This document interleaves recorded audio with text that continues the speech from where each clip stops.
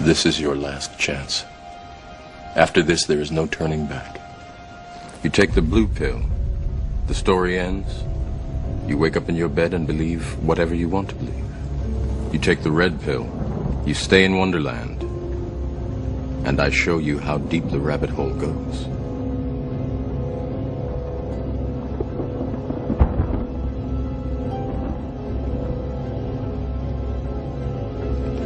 Remember, all I'm offering is the truth, nothing more. This is your last chance. After this, there is no turning back. You take the blue pill, the story ends. You wake up in your bed and believe whatever you want to believe. You take the red pill, you stay in Wonderland, and I show you how deep the rabbit hole goes.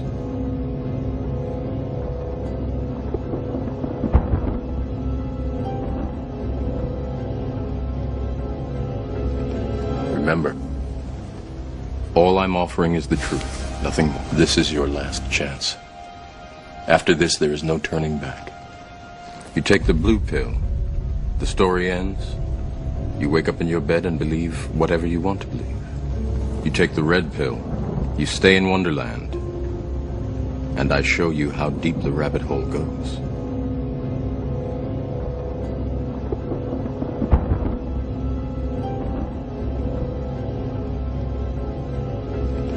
Remember, all I'm offering is the truth, nothing more. All I'm offering is the truth, nothing more. All I'm offering is the truth, nothing more. This is your last chance. After this, there is no turning back. You take the blue pill, the story ends. You wake up in your bed and believe whatever you want to believe. You take the red pill, you stay in Wonderland, and I show you how deep the rabbit hole goes.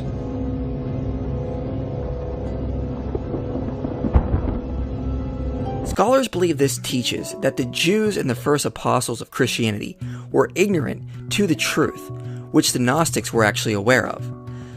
Gnostic groups very much wanted to argue they had secret truth that Jesus taught that the early church missed. So continuing on, this of course makes the disciples angry, and Jesus notices this and responds that their God has provoked them to anger, and asks for the strongest among them to stand before him and look at his face. None of the disciples are able to do this, but Judas is able to at least stand before Jesus without looking him in the eyes. And then he says, "I know who you are and where you have come from. You are from the immortal realm of Barbelo, and I am not worthy to utter the name of the one who has sent you." As you can see, this is not your standard Jewish text. Barbelo is a Gnostic aeon or goddess, so to speak, who is often depicted as the highest female entity or mother. She was considered in some texts to be the first emanation of the divine beings. She is common within the Nag Hammadi manuscripts, further cementing the fact that Judas belongs with this time frame in these other late documents. What you talking about? What you talking about? What you talking about? What you talking about, Willis? In 2006, National Geographic published the works of a lost gospel called the Gospel of Judas that captivated the attention of the media. Many tried to propose this represented a lost sect of early Christianity from the 1st century, but the experts that studied the text never asserted this or came to this conclusion. The overwhelming consensus was this gospel should be dated to around the same time as the Gospel of Thomas, in the mid to late 2nd century. We only have one Coptic manuscript of Judas, which is fragmented and dates to the late 3rd century. However, we believe the manuscript was originally composed about 100 years before this, possibly in Greek, because early church father St. Irenaeus mentions its existence when talking about a Gnostic group called the Cainites. And furthermore, they declare that Judas the traitor was thoroughly acquainted with these things, and that he alone, knowing the truth as no others did, accomplished the mystery of the betrayal. By him all things, both earthly and heavenly, were thus thrown into confusion. They produced a fictitious history of this kind, which they style the Gospel of Judas. So how do we know Judas belongs in the 2nd century? Well, scholars argue it doesn't resemble pre-70 AD Jewish beliefs, customs, or language, but more resembles Greek Gnostic ideas associated with other texts from the late 2nd century. Judas talks about aeons, archons, and has some pretty harsh ideas about the God of the Hebrew Bible. We don't see these beliefs at all in 1st century Judea, especially among Jewish rabbis, like the historical Jesus. We see these beliefs in other texts from the late 2nd century, which fit more with Neoplatonic or Gnostic ideas. If Judas belonged in the 1st century prior to 70 AD, it would be the exception and be out of place. It would not actually fit with other works which date to that time. It fits far better with later texts in the 2nd and 3rd century, and therefore it is more probable that it dates to around that time. Darrell Bach and Dan Wallace say, studying the Gospel of Judas is like discovering a document about Napoleon discussing tactics with his officers, only to find him mentioning nuclear submarines and B-52 bombers. What you talking about? What you talking about? What you talking about? What you talking about, Willis? In early 2016, I was working at a Christian women and children's shelter in my college town. I was just out of college and my boss was only a couple years older than me. One day in her office, she frustratedly began recounting a conversation she had with a more liberal family member. She had discovered a totally new concept in that conversation, or at least one that was totally new to her.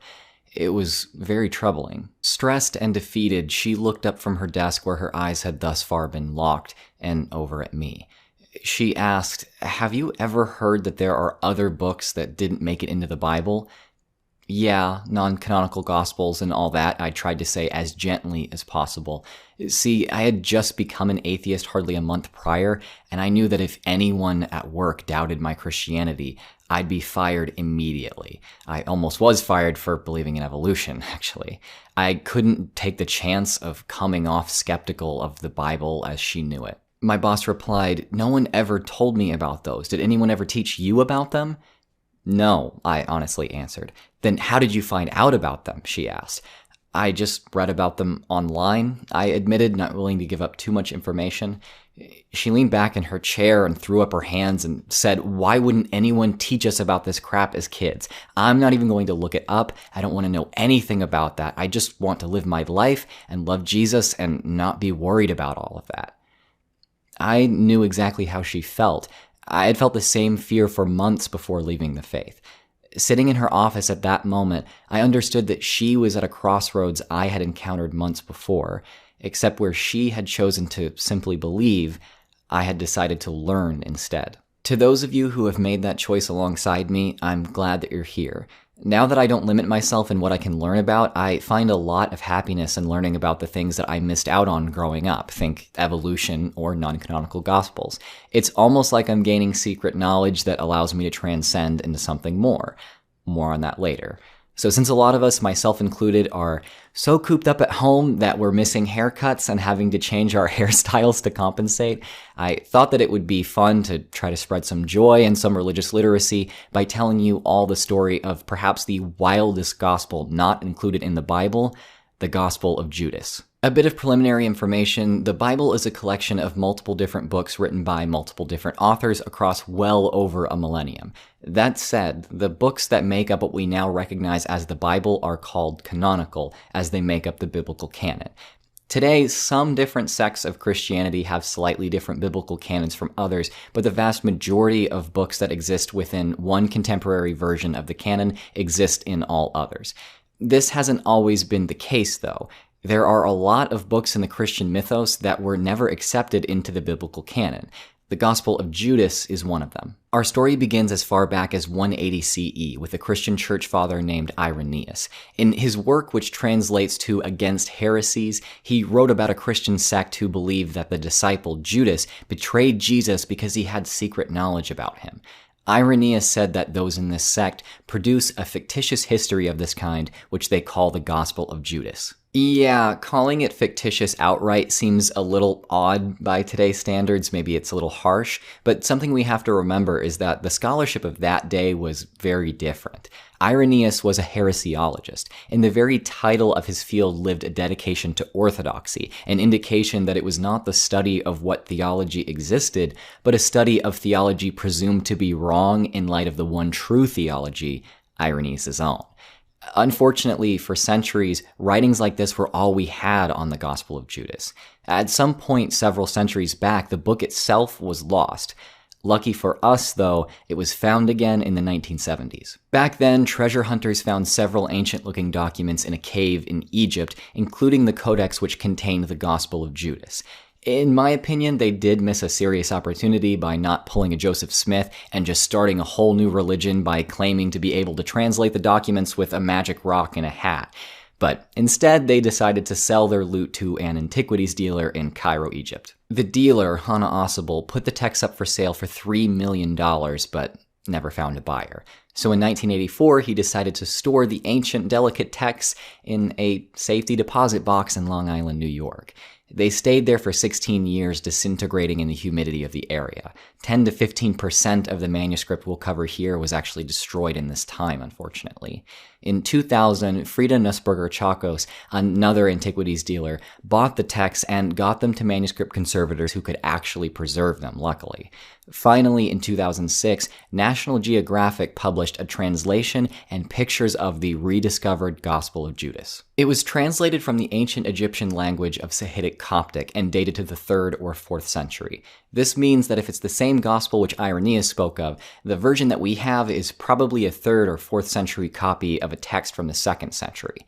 Given all that context, it's obvious that it was not written by the long-dead Judas. Now, I know what you're probably thinking at this point. That's cool, Drew, but what does it actually say? I hear you, so I'm going to read through portions of the text which I'd like to focus on here. It's about to get pretty weird. One day he, Jesus, was with his disciples in Judea. He found them sitting together practicing their piety. When he came up to his disciples sitting together praying over the bread, he laughed. The disciples said to him, "Master, why are you laughing at our prayer? What have we done? This is what's right." He answered and said to them, "I'm not laughing at you. You're not doing this because you want to, but because through this, your God will be praised." They said, "Master, you are the Son of our God." Jesus said to them, "How do you know me? Truly I say to you, no generation of the people among you will know me."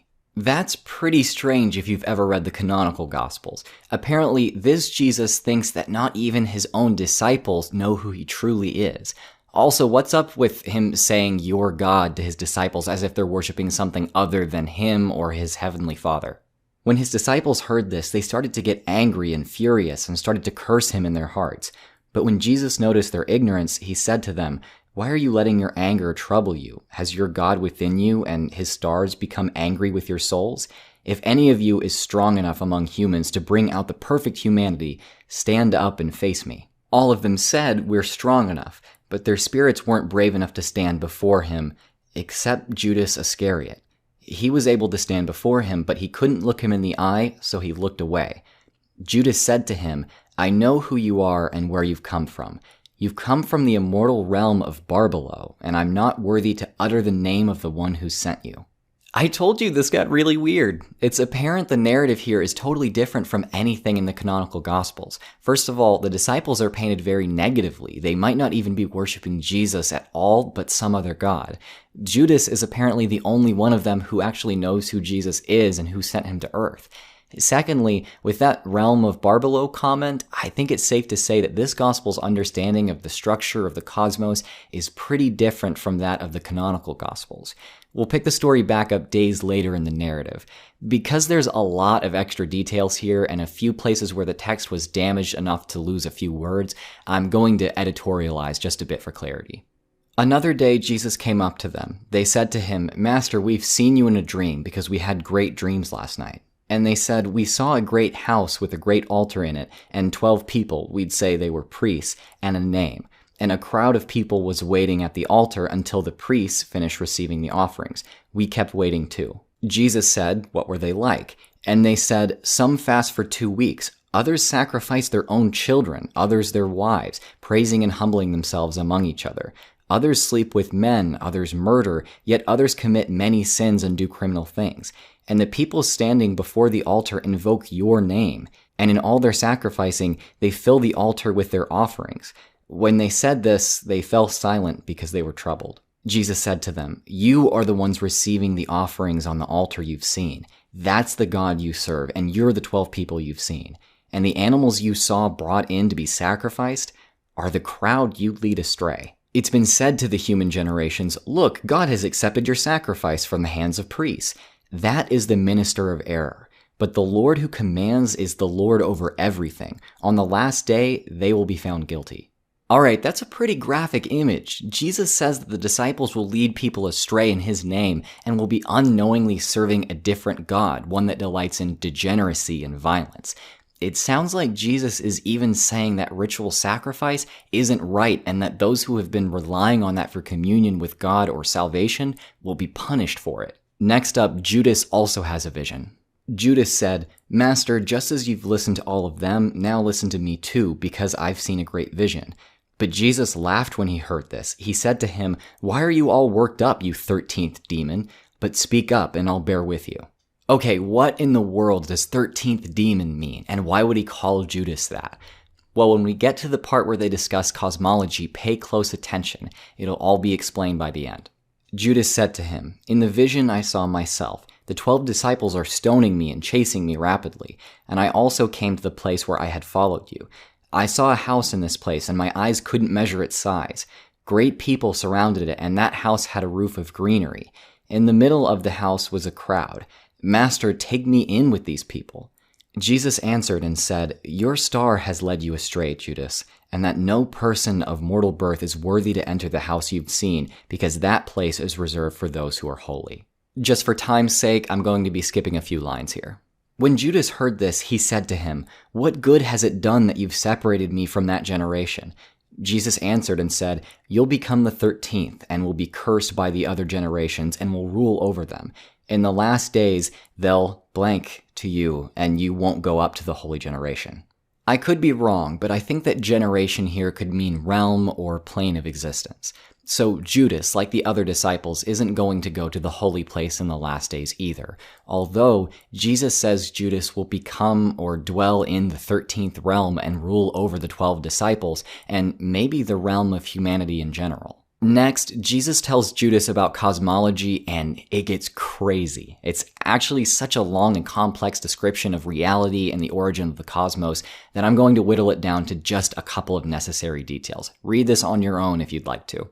Jesus said, Come and I'll teach you about the mysteries that no human will see, because there exists a great and boundless realm whose horizons no angelic generation has seen, in which a great invisible spirit which no angelic eye has ever seen, no heart has ever comprehended, and it's never been called by any name.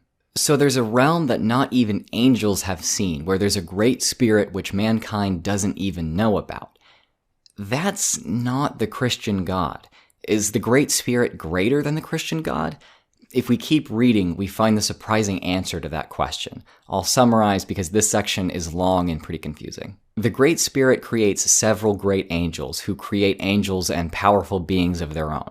Eventually, after dozens of powerful beings come into existence, something totally shocking happens. And look, from the cloud there appeared an angel whose face flashed with fire and whose likeness was defiled by blood. His name was Nebro, which means rebel. Others called him Yaldabaoth. And another angel, Saklos, came from the cloud too. So Nebro created 6 angels, and Saklos did too, to be assistants.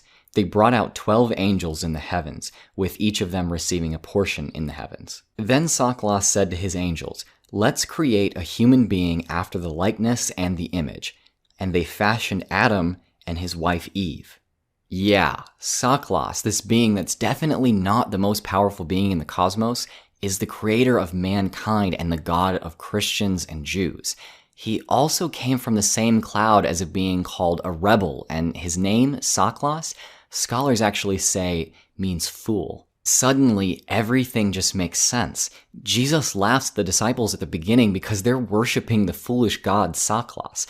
He says they're going to lead people astray in his name because the disciples think Jesus is the son of their god, but he's not.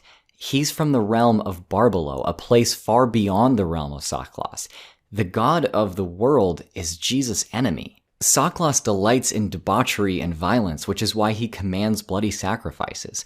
Honestly, from a non-Christian's perspective, I have to say that this makes all the evil and suffering in the world make a lot more sense. God allows suffering, he commands holy wars, and he demands sacrifices because he's just a heartless fool who enjoys violence. Jesus has nothing to do with this God in this text and is on earth in opposition of him. Finally, we come to the end of the story where Judas' so-called betrayal of Jesus takes on a different meaning. Then Judas said to Jesus, "What will those do who've been baptized in your name?" Jesus said, "Truly I say to you, this baptism which they've received in my name will destroy the whole generation of the earthly Adam. Tomorrow they'll torture the one who bears me. Truly I say to you, no hand of a mortal human will fall upon me. Truly I say to you, Judas, those who offer sacrifices to Sackloss blank everything that's evil.